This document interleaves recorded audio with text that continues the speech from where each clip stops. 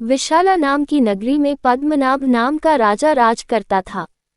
उसी नगर में अर्थदत्त नाम का एक साहूकार रहता था। अर्थदत्त के अनंगमंजरी नाम की एक सुंदर कन्या थी।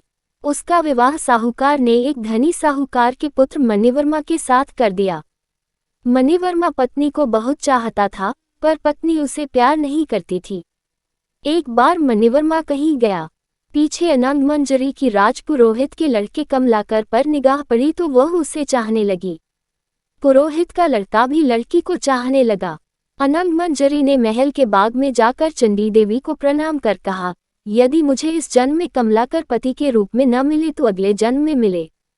ये कहकर वह अशोक के पेड़ से दुपट्टे की फांसी बनाकर मरने को तैयार हो गई। तभी उसकी सखी आ गई और उसे यह वचन देकर ले गई कि कमलाकर से मिला देगी। दासी सवेरे कमलाकर के यहाँ गई और दोनों के बगीचे में मिलने का प्रबंध कराई।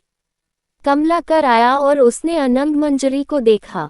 वह बेताब होकर मिलने के लिए दौड़ा। मारे खुशी के अनंगमंजरी के हृदय की गति रुक गई और वह मर गई। उसे मरा देखकर कमलाकर का भी दिल फट गया और वह भी मर गया।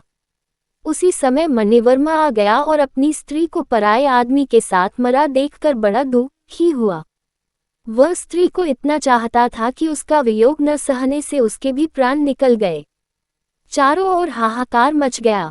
चंडी देवी प्रकट हुई और उसने सबको जीवित कर दिया। इतना कहकर बेताल बोला, राजन, ये बताओ कि इन तीनों में सबसे ज्यादा विराग में अंधा कौन था। राजा ने कहा, मेरे विचार में मणिवर्मा था, क्योंकि वह अपनी पत्नी को पराये आदमी को प्यार करते देखकर भी शोक से मर गया। अनंगमंजरी और कमलाकर तो अचानक मिलने की खुशी से मरे। उसमें अचरज की कोई बात नहीं थी। राजा का ये जवाब सुनकर अब बेताल फिर पेड़ पर जा लटका और राजा को वापस जाकर उसे लाना पड़ा। रास्ते में बेताल ने फिर एक कहानी कही।